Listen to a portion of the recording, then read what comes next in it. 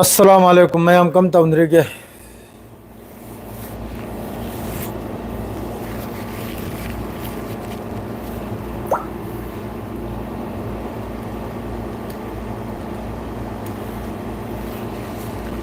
कनाम लेत्रो करिनो लोई मांगना खरेचे ngasi अहमदा request मचा खक्तंग मयामदा अहमदा चैनल असी यारी मखै मयाम पुनमकना सपोर्ट तौबिउ येंगलिबा मियोय पुनमक मैतै होइगेरा पांगल होइगेरा मयांग होइगेरा प्लीज नखोय मयाम की सपोर्ट की हमने दरकार नि चैनल असे अइना ngasi ngarang dagi ngasi phawba ina search se tawdne ngni channel gi magi advance mode si de changlega bot watching si yamna sathina yamna leiri aduga video si yengbiru makaina bu ayambada subscribe tawru mioi makaina ni bot watching yami aduga subscribe ti tawbiram de please support tawmina si ai gi request ni Romeo arambam nungari bro Romeo bhai adu mayam ama subscribe to biram de adum eng thokpirega adum chakhi engbiu ma duga subscribe su tawmina si adu khaktani aina haijri se ai nungsijraba isnau maitai amasong pangal madre yengbiriba kasarlom gi manipur lom gi isnau punmakta ai request ni yamna nonjana request tawjarim ni nakoi mayam gi support yaw de bida mayam gi support yaw de bida mayam gi mateng yaw de bida jesa thabuk su mai pak pa bande aduna ai ngasi arang si ai facebook si englammi facebook si ai mayam da haram isina ai ge hojik ke maitai pangal haina leiruba page ai de ai khajiktang lapthok chare kari ge hai bidi maram khar leire lapthok chabagi ai khoi gi misi yam sathina manade ya khoi gi lon din na ba mioi makai si yam sathina manade aduna adom de laurega khon ta hallega haksang wa hallega kanram dre aduna ai khajiktang ngasai pung mari dagini laurang ge na kok se adum lang thadna englak pase adu yam sathin nungai te hojik thok liba thodok pun makse aduna thank you Romeo arambam thank you very much noi gum mayam na support to bibagini ngasi channel si mi lising mapal krak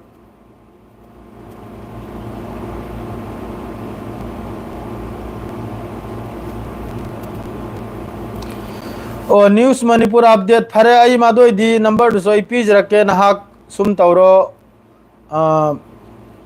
खंगले news update news Manipur update से आई कसर आई सोइद मके खंगन जरके लमलांग की दुसोई सोइद मके high जरके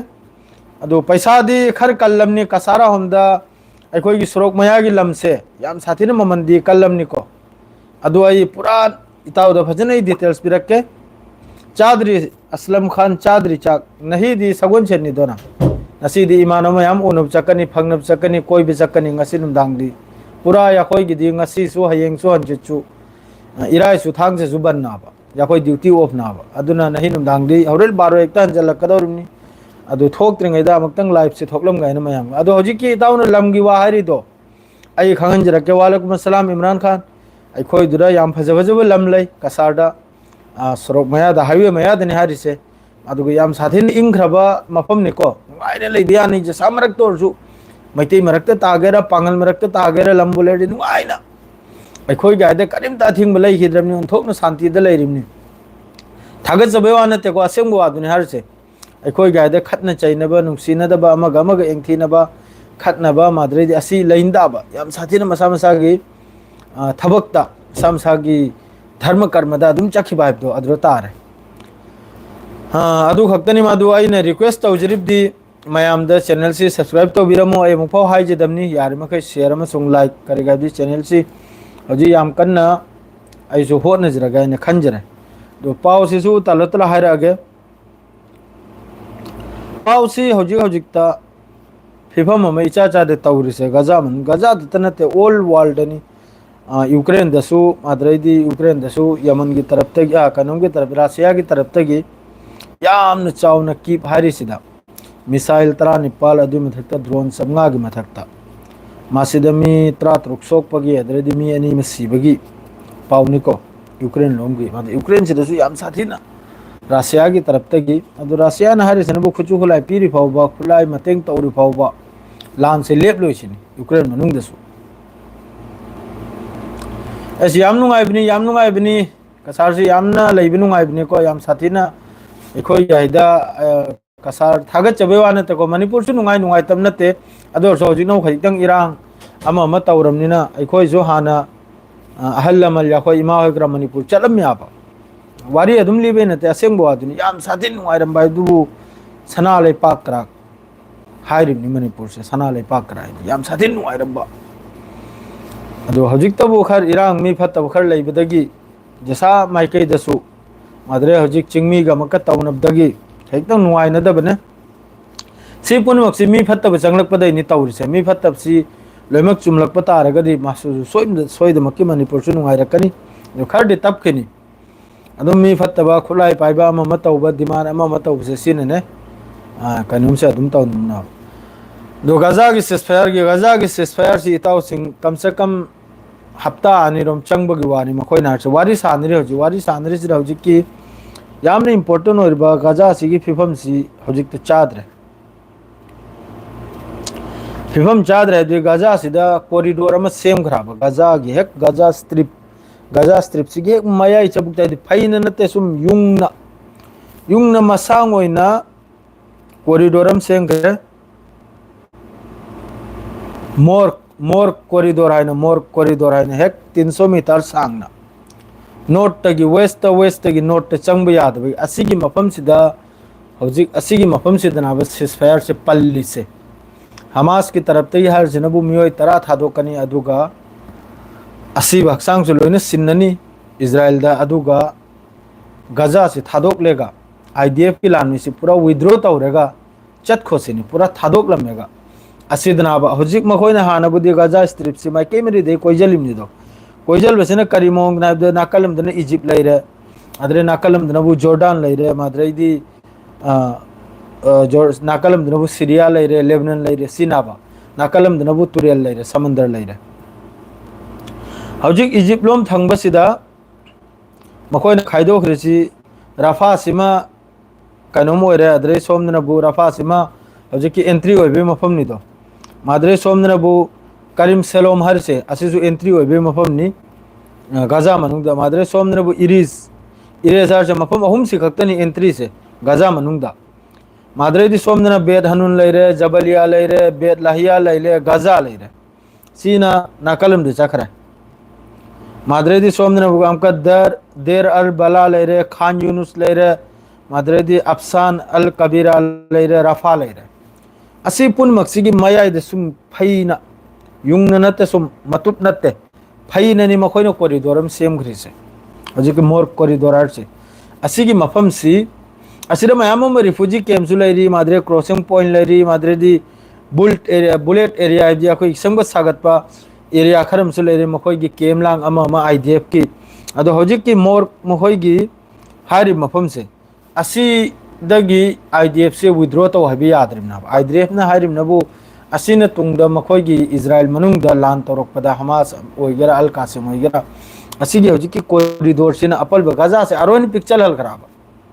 हाना बोदार ले रंबसिरे आरो है ना चंगजल लेगनी मखोने मया चबुक्तने हमको फई ने याद करे से असी मफम से थादो उसिना असिदनाब पल्ली से Madre the Israel the ngaraang हल की वीडियो हजिक नौन लागले इजराइल की तरफ तक से रिलीज तो रख रहे हमास की तरफ तक से रिलीज तो करे नहल बेत हनुंदा इजराइल की लानमी याम साथिन सीखिबदो अदु मखोय नारी मी तरुक तने न मंगात नते याम साथिन वीडियो आइदा उब फंगी मी मंगा तरुक अम मखाद्र ताद्र लेबे फरक ओंदना अदुन याम साथिना सी मखोय न फुल कंट्रोल दने अदुई मफम द अदुर ने जिक सीखरिसे मादुम लैरे हजिक असिम लैरे अदरे सोमदन ईरान अमसुंग चाइना द लागे चाइना ना हजिक ईरान द J-10 मखोय फाइटर जेट से असि पीबगी वासी चाइना की तरफ तई पीनी सुहाइरी अदुगा खरदे तपताई माद्रेदी एयर डिफेंस सिस्टम अदुसु चाइना की तरफ तगी स्टेटमेंट से मयामम नि पिनिंग दबगुम अदुम लैजन दना अदु थाउगनि सिन दौर से ईरान गा अदु ईरान सो हजिक यामन कन्ना अपडेट से तौरी मखोय एयर डिफेंस का माद्रेदी एयर फोर्स के यामन कन्ना अपडेट से तौरी करी गायदि ममांग द लान तौन की द मित्रा निथोय की लान से द ईरान की तेहरान द इजराइल की तरफ तई तौनिंग मफम द स्ट्राइक से साइग एयर डिफेंस से खजितंग मपांगल से सोलमनी न तौनिंग मफम द एयर स्ट्राइक से तौ क्या इजराइल की तरफ तगी मादुना मरम ओरगा ईरान द पावर लेतम नते ईरान की मिसाइल पावर याम साथीना एडवांस नि अदुग याम साथीना अकल बनी मखोगी मिसाइल मखोगी पावर से अदुगा एयर डिफेंस अमसुंग एयर फोर्स याम साथीना कमजोर नि ईरान की अदुना मरम ओरगा ईरान से यामना कन्ना अपग्रेड तौरे मादुई मथंगदा गजा मनुंगी पावलागे अतई वारीम सुलै इंपोर्टेंट ओइबो वारीम से तुंगदा दुन सारकनिमनि हजि गजा मनुंग सिदा ngasi gi pausi yam sathina mi 82 sukhre गजा मनुंगदा 82 सुखरे गजा मनुंगदा हजि 24 आवर्स तनि हाइरि से 82 मी चामदगी कया ताबनो त्रानि पलताब सहित ओइखरे गजा मनुंगदा सिनबो गजा की हेल्थ मिनिस्ट्री की तरफ तगिनी लाउथोरई से मादरेदी यूएन एजेंसी की तरफ तगिसु राफा मादरेदी साउटन गजा असिदा फिलिस्तीनी रिफ्यूजी अदुगी मथक्ता यामना चावरबा इजराइल की तरफ तगी स्ट्राइक तौबा ड्रोन अटैक तौबा असी कंडेम तौरई मादुसी रिफ्यूजी कैम्प दा यूएन की तरफ तगी ने कंडेम तौरई से अदरेदी हौजिकी अनोबा अपडेट नबु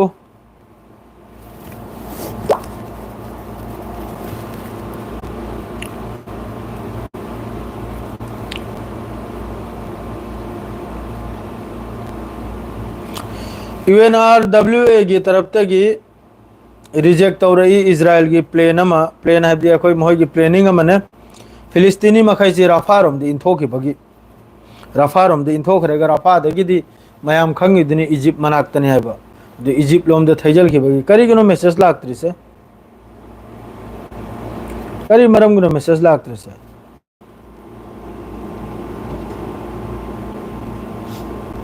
और शायद मेसेज लाग मैं इस करिगनो थौलक्त्री से शायद मेसेज लाएगा ब्रो यमन मैन्युफैक्चर ओइरिबा मरम सी इजराइल ना अनोबा प्रोपेगेंडा अमा संदोरे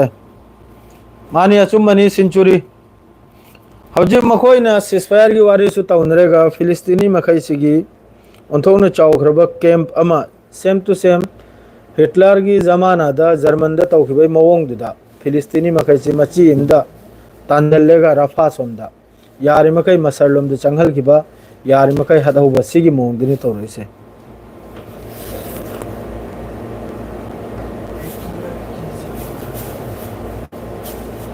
खकाना फजना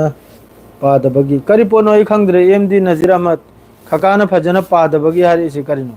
वालेकुम अस्सलाम हजिक तो मैसेज लाए मैसेज में कई जमतंग पागिजे अदुगा रफारों की पाउसे अदुम मथंग मथंग पिरक्के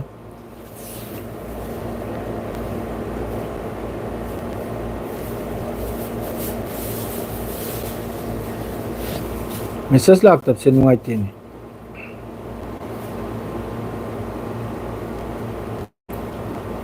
वालेकुम अस्सलाम मैसेज से पुत मांग से करिगनो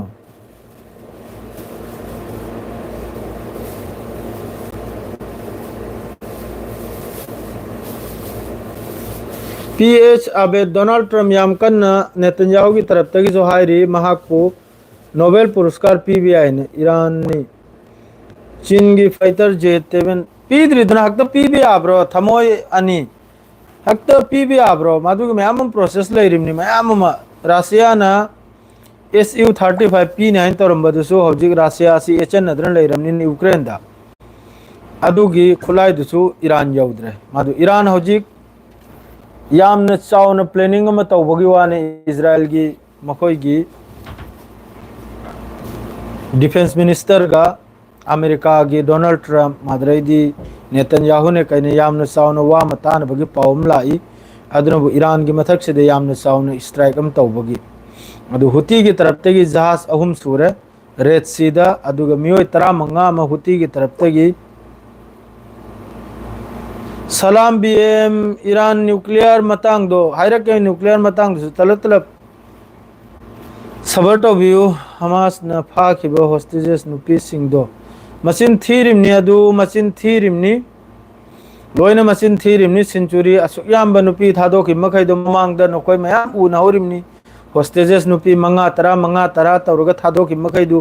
करी मोंगदा मखोयदु चख्याबदो नखोय मयाम होरिमनी वीडियो दुदा लोइना मचिन थीरिमनी अचौबो प्रोपेगेंडा सेमिमनी असी आई वाखलदा अखोयगी इंडिया रोंग मीडिया ओरमगना खल्ली तारी ब्रो अब्दुल कुद्दुस तारी ईरान की फाइटर जेट लेतसी नुंगाइते full support thank you Abdul Quddus SU-35 Russia ना पीरब ईरान पीद्री हजि फाव अदुगी दुसु लेजन नद्रन लेरे करिगाइबदि सोमदा रशिया गे यूक्रेन गे यामना साउन हजि लांजे थोयाबा की बाहर दु रशिया गे लोइम तेन साउबे टेक्नि तौग्रिसे अदुना मरम ओइरेगा रशिया सो हजि एचन नद्रन लेराबा कीपसिदा अदुना मरम ओइरेगा रशिया ना मतेंग से तौब ngam नाबा अदु को हजि चाइना की तरफ तगी हारी J-10 fighter J-10C fighter अदुग लोगेदा मखोयगी HQ-9 हाइब्रा करे है अदुगुम एयर डिफेंस तो अदु पीबगी वानी पीद्री पीनी हाइरिमनी हजु फाव पीरदी सोयदमकी तेहरान माद्रेदी इरना अममद सोयदमकी पाउसी फावदोरकनाबा अदु पीबगी वातनी दिल तनी हजिक तौनरिसे अदुई महत्ता ईरान ना लोइमिक तेहना थाव लेबसी ईरान दगी चाइना नाबा हजिक एक नंबर दा थाव से अखोयगी सुमदोक्तब थाव से अयामबदा हजिक चाइना नाबा लौरिसे ईरान दगी अदु थाव गने हजिक सिनदोरसे सुमदोक्तब थाव हायरगा मयामदा सुमदोक्तब थाव दो अदु गनी हजिकी जेट फाइटर माद्रेदी मखोयगी एयर डिफेंस ओइगेरा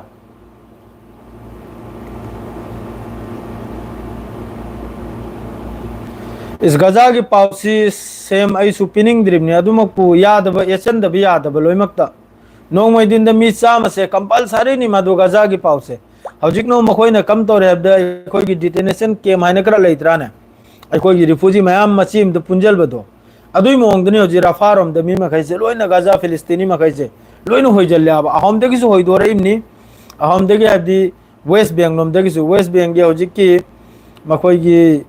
लीडर ने तौरिबा है महमूद हाइब्रा आइसु हजिकी मान हाइजरिबनबु गजा की सिसफायर सिद माबसु यावलुसिनी मतममदा मान हमास पु सपोर्ट तौखिदे कन्ना गजा सिद लान तौनिबई मतमसिदा मान नेतन्याहु की ममई पाइखिबा अदुना मरम ओइरगा हजि वेस्ट बैंक दा मागी कंट्रोल हाइबदी अदुम ममिंग की कंट्रोल नि माना वेस्ट बैंक हाइगी मागी मफम दसो हजि जेनिन माद्रेदी मफम कयाम द वेस्ट बैंक हाइदा खुला मैदान द तांथो इमनि थोखरो हाइना सिदगी सेटलर अमसुंग IDF की तरफ तगी सिदई चपी खरो हाइना तांथो इमनि फोंगना सिदे लोइमिते नुंगाइता बाइबु हौजिक अयामबद सहित ओरिसे अंगांग गांगतनी को हौजिक यामने इंपोर्टेंट ईरान इजराइल नेते सिसफायर की तुंगद सिसफायर की मरकता नसी हयंगसिद सोयदमकी यमन के थोकने के चांस ले यमन न ngasisu यहया सेरी की तरफ तगी स्टेटमेंट नि मखोइना कापखिबा हाइपरसोनिक मिसाइल माद्रे फिलिस्तीन 2 माद्रे नसिन अनोबो मिसाइल नि मखोइना कापले दो कनो माइ ममिंग दो काउग्रे लेतोनसिदा अदुगुम मिसाइल दो मान हरसे डायरेक्ट मखोइगी टारगेट टू द हिट ओइसिनी मादु इजराइल की तरफ तै हाइरिम नबु इंटरसेप्ट तौसिनी अदु तौद्र मादुरी मखोइगा खंगरा अदुग यमन की तरफ तगी यामना हराउना नि मखोइनी स्टेटमेंट प्लेइसे मखोइना हिट तौया ने टारगेट सिदा अद्रेदी मखोइगी हजिक इन्फेंटी हाइब्रा करे मखोइगी जहाज अमा हजि फाजन न थमगिबसे असिदगसु मियोय 30 अमा यमन की हुती न फादन पुखरे अदुई वीडियो दुसो इन हापखिबनी असुम तौदना हजि यमन गनाबा हजि लान थेंग न दोरसे करिगाबदि सोमदा हजि मनुंग सिदा इजराइल मनुंग दा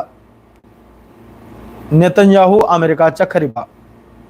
असि सिसफायर की मरम दनते सिसफायर सिदी अलोई बिद पलगनाब से कंगे हमास की तरफ तगी नसी अयुक्त स्टेटमेंट नि मियोय तरा अहिंग होस्टेजेस डील मखोय रेडी नि अदुगी लोगेदा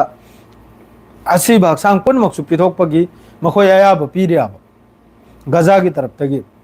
अदुगा साइगी मोक्स कॉरिडोर हाइना मय चबुक्ता म समन चखरिजे 300 मीटर 300 मीटर असिदगी IDF पु विड्रॉ तो हरना सिदगी IDF थोकि लागी नाइब मतंग सिदा सिदनाबा हजुक पल्लिसे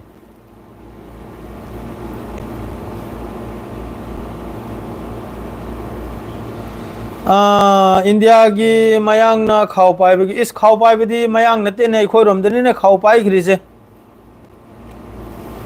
चाइना ने एयर डिफेंस पीबगी वानी मादुसु मरई महा तौद्रंगांग याब चाइना न वा महारियाबा लान थोकनबा देशता एयर डिफेंस पीबसिदी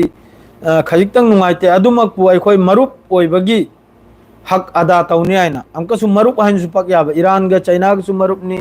ईरान ग रशिया गसु मरुपनी ईरान ग नॉर्थ कोरिया गसु मरुपनी अदुगा लोइमथेन इंपोर्टेंट मसीम मयाम कौबिनु अखोयगी एंजांग हाउतबै सावलांगी गजादा हाउतबा पोतो गजादा पाव खर लाइबबु ओइरे सिगी पावसे हाइरोगे अंगांग नबी मखैना चादन लेलिसे मोंग चिंजाक चारग लेलमनी मोंग याम साथिन नुंगाइते मादो हाइजे निंद्रे अदुई पावदो करदी असाई चानिंगाय थकनिया से फंगदब से पुजल हंदब सिनने मरम ओरगा मोंग चिंजाक से चारगने लेलमनी हिजबुल्लाह हौजिक पूरा शांति ने हिजबुल्लाह लेबनान मनुंग दिल्ली इजराइल की तरफ तक स्ट्राइक नी गाड़ी मथक तो होगेरा बाइक मथक तो होगेरा युम मथक तो होगेरा बन्नी लेबनान वालेकुम अस्सलाम लेबनान बन्नी अखोयने लैरिसी बन्नी मसर बन्नी लोयन बन्नी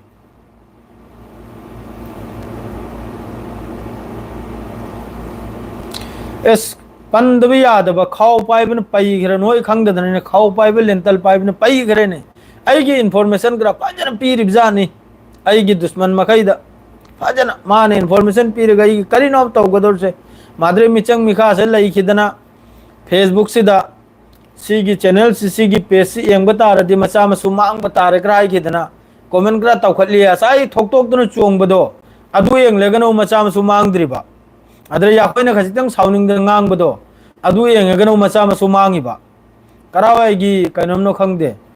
जंगल दलाइब मियोइनो खंगदे असाईगी चोंगबदो डेंस तौबदो अदुनाबु मचा मसुदु मांगखिद्रिबा खंगिब्रा खरनि मतुंगदगी फी मचा सेलगी चोंगलानी अदुरी खंगदे अदुना तेबजा अखोयना साई साउनिंगना खजित सि तौगनो हाइबदो अदुनबु कमेंट सिदे इखतलिबा मचा मसु मांगबा तारे सिगी पेज से एंगदी माबु कनाने एंगबि वाइबना वारिम नाबा याखोई कम्युनिटी की याखोई जात की अखोई जात की फिसे लाक्से तो याखोई बुद्धि थिंगदबि यादे थिंगबो मथौ तायबा लोइना मनुंग सलम बीएम लोइना मनुंग हौजिकी नुपी मचा सिदे लोइमकना लांथोउरे मनुंग फोन तौरेगने लोइना लांथोखरे जो तो पांगल की ब्लॉगर ने आइना अखोई कसारलोमदै थोइबा माद्रे अतो इतैरोमदै थोइबा ब्लॉगर ने तौरि मकैसे नुमित चुप लाउखोंग न लैरि मखैसे लोइना मनुंग फोन तौरगा लोइना मखोंग पाइखरे लोइना अखोई तलवा चाती बाइद्राने अदु लोइना तौखरे अदुना हौजिक लोइमकतेन वांटेड हौरिसी मैतै पांगल ने लोइमकतेन लैहौरिसे अदुमकपु आई रेडी नि तौनबैदमक्ता करिगाइदि आईगी राइट नाबा आईगी कम्युनिटी की यामना ट्रेडिशनल ओइबा ड्रेस अदु ngaक सेलबसे आईगी राइट नाबा दो अतै मखैदि लोइना मिकी थीनी फरेक मनुंग दे संगखरे कोंगायम लोट खरे अदुना मरम ओरगा कोंगायम बु लोट न लांथोखिबा फोन दे खरम दे आइना तारिबबु इताउसिंग यामना ब्रेकिंग ओइबा पाउनी को यामना ब्रेकिंग ओइबा पाउनी मयाम ताबिउ खरम दे आइना तारिबबु मपुनसिजुपा ब्लॉग तौरा अरोय मपुनसिजुपा वीडियो सेमलारो हेन लालबा पाउ याउखरे मपुनसिजुपा सोशल मीडिया से थोकलारो हाइबने अदुगुम मियो याउखरे फोन तौरगा येंखरो अदुअदि मखोयगी माद्रेदि हौजिकनो मान हमका करी सिंजेब थारे एबदा अखोय मैते इचनाउ सिबु अस्माल द थागत खरे मान वांखत करे अखोय से पूरा अखोय पांगल मैते पांगल से पूरा फत्तब दलंग थरमले माना फैमिली ग्रा पक खरे ने मान तौरि बौजी फैमिली ग्रा पक्तन नि मान तौखले इसे मुस्लिम नते अदु एफआईआर क्राक तौ याय मादु लाख चरसनु नोटिस अदुई मतुंग नोटिस तु लाख पय मतुंग दा आइगिसु काबक अमा हाइंदन लैरे माय मथक्ता सोइदमकी याखोई कम्युनिटी की ड्रेस पुमान सेलेगा अदुम सोंबगी दमक्ता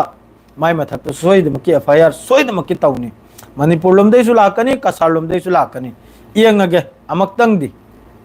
करगा जो हौजिक इज्जत की सवाल ओइखराबा इज्जत की सवाल ओइखरे अदुना कोंगाई में लैरी खाउ पाइबा नापित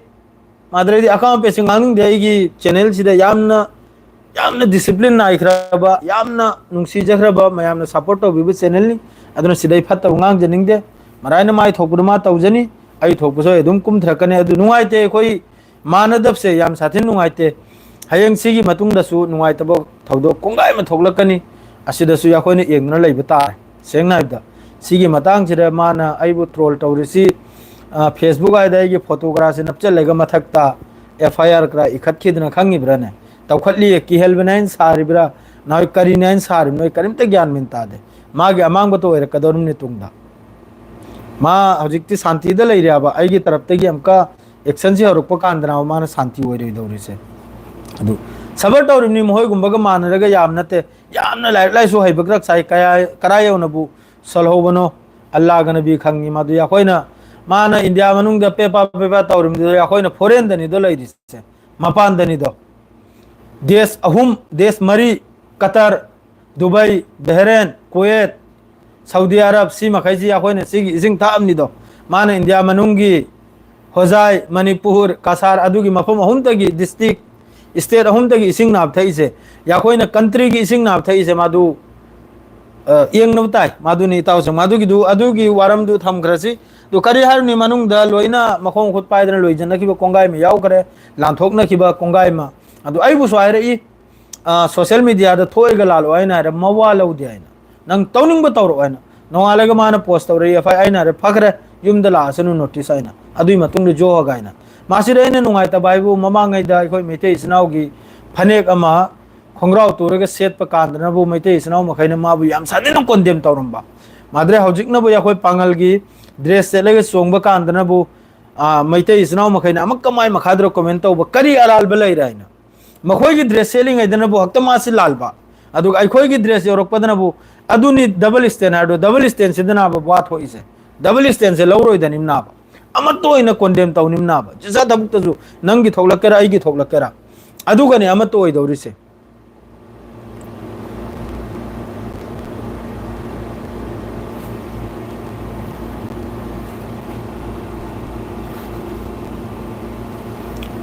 अमतो बिसना बाय खोम पामसे अदु हौजि करियरनि मखाद मयाम मजु कमेंट तौरे अब महा की पोस्टा मान सेलिसि करि कारेना ममांगैद मान सेलिदुना करि कारिबा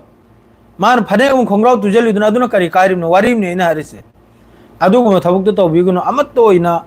जसा थबुकसु अखोई कम्युनिटी दा मैते गरा पांगल गरा थोगलक पकांदा अमतो इना थेंगनबसे सि याम जरूरी नाबा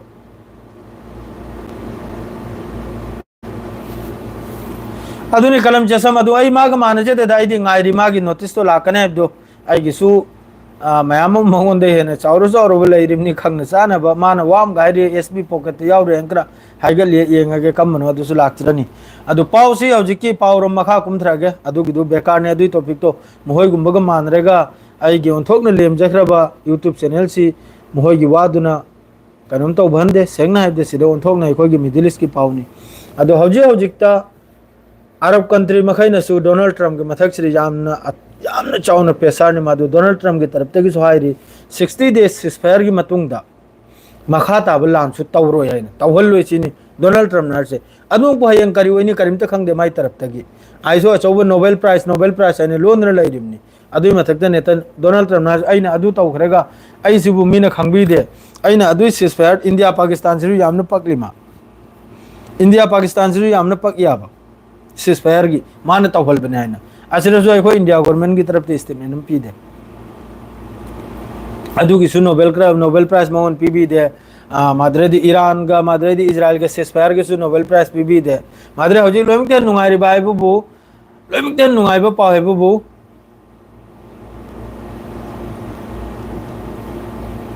माने सबर टौरमनि सेंचुरी मादुनि आइसु सबर टौर करिगाइबदि लोइना मनुंग लांथोकनरगे चेंथोकना खराब मानो कोई दी आइगी कम्युनिटी की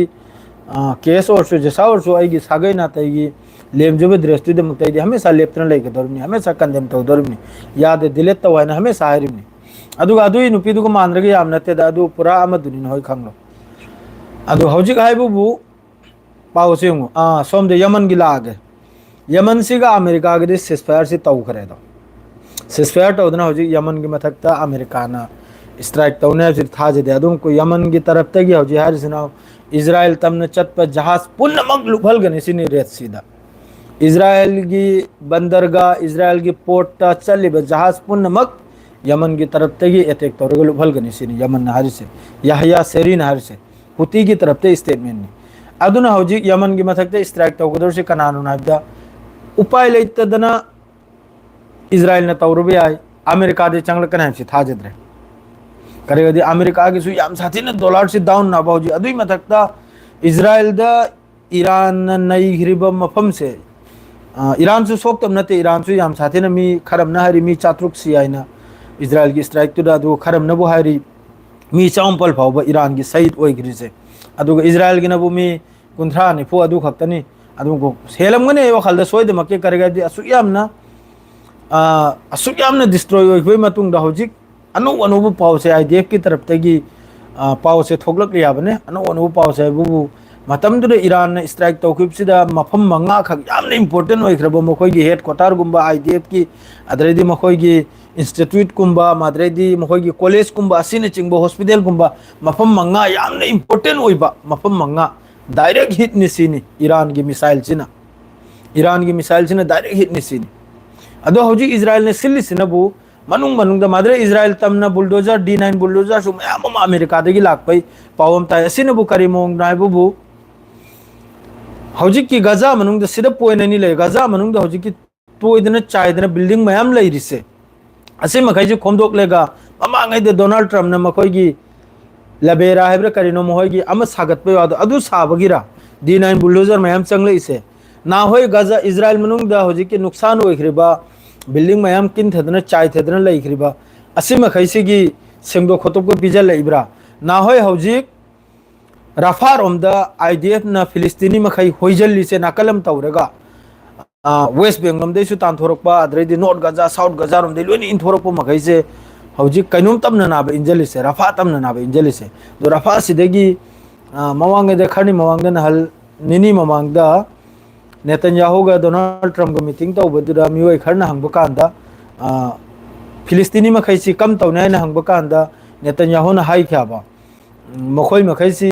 मपालुम दसु चखिबे खरमा रेडी ओइरे मसरलोम दसु चंगलपे खरमा रेडी ओइरा नि सिकुंबा स्टेटमेंट नम पी ख्याबा अदुगे स्टेटमेंट दुई मतुंगिना अदुई स्टेटमेंट दुई मतुंगिना हमका फिलिस्तीन दे हरिसनबु याखोय सिरसु याखोय देश थारोइसिनि फिलिस्तीन थारोइसिनि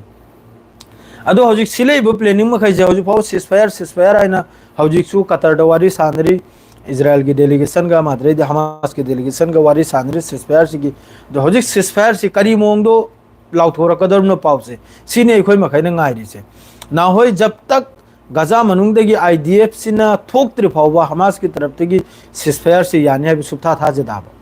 सिसफायर से सिरसु यारेबा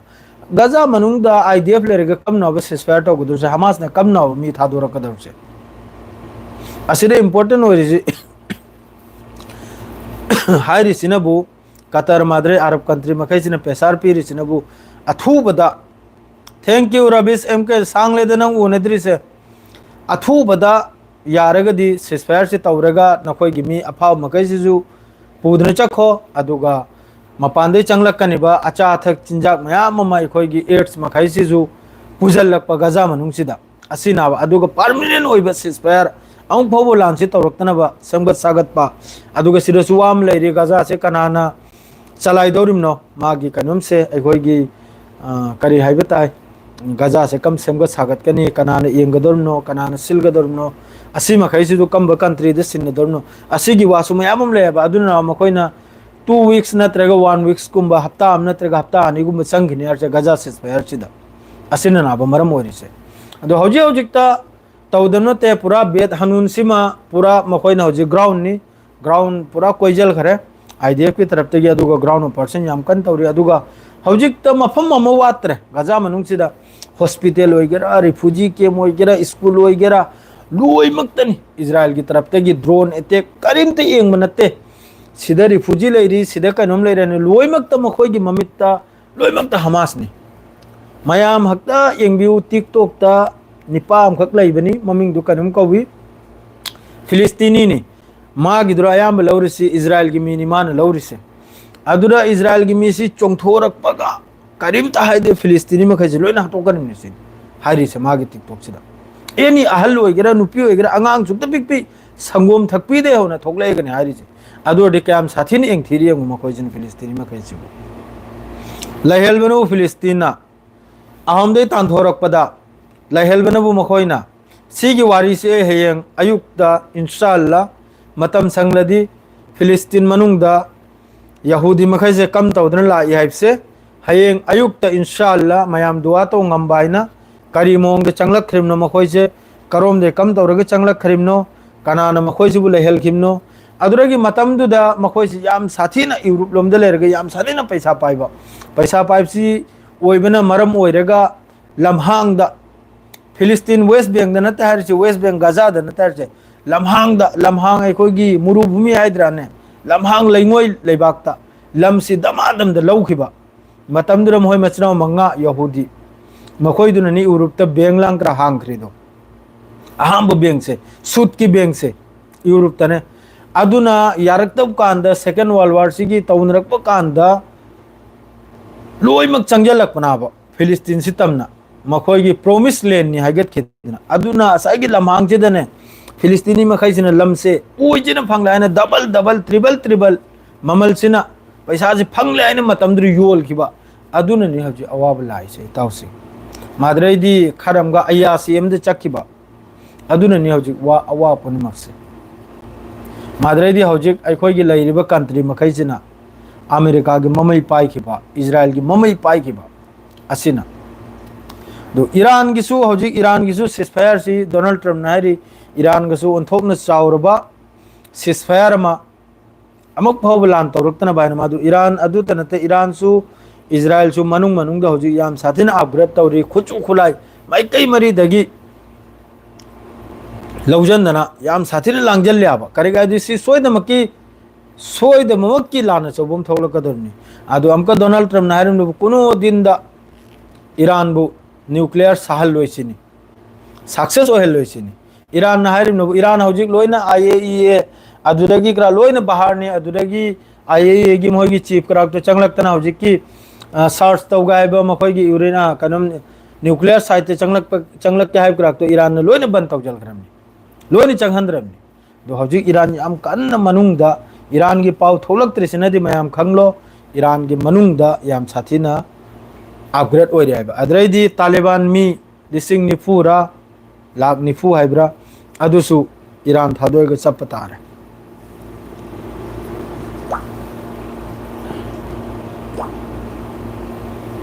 यावरुमनी हजि यूरोप लोमदा याम साथीना प्रोटेस्ट चली रि अखोयगी इस्लामिक कंट्री सिदनिको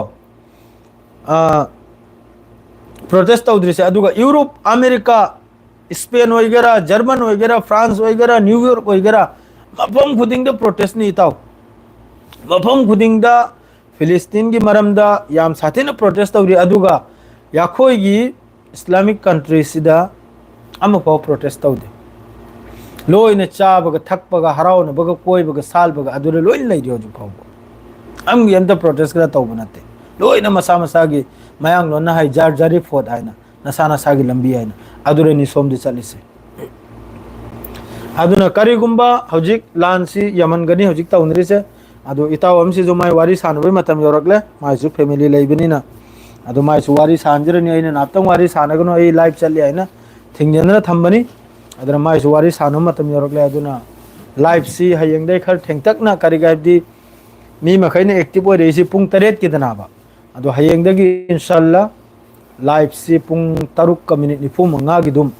लाइव से चाना थकनरगा तमनिंग थोलकपदन फनी अदु यारि मखै मयाम चंगल बिरगा सपोर्ट तौबियु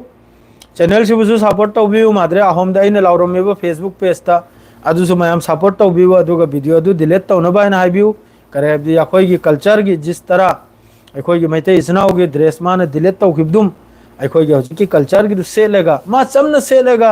चपोडी बेरा लेनी अदुमक सेलेगा माना अदुम इसयम थाजलेगा फजना थेक्टो खोटोक्तन चोंगबुद्री याम साथिन नुंगाइते अदुना अदुगिदु यारि मखै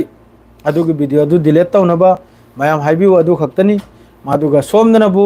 हौजी अखोय जिरा खाउ पाइबा मयाम अमनि लैरिसे खाउ पाइबा मसिंग मखा लैते खाउ पाइबना असिना खाउ पाइबा मखैजना कम तौरे हबदा हौजिकी अखोयगी आइगी रिपोर्ट पुनमक्से आइगी पुंग मापलदा करिवानो सिंजरी पुंग मापलदा अदोंगी पुंग मापल हारिब्रो अदोंगी पुंग मापल हारिब्रो करिनोना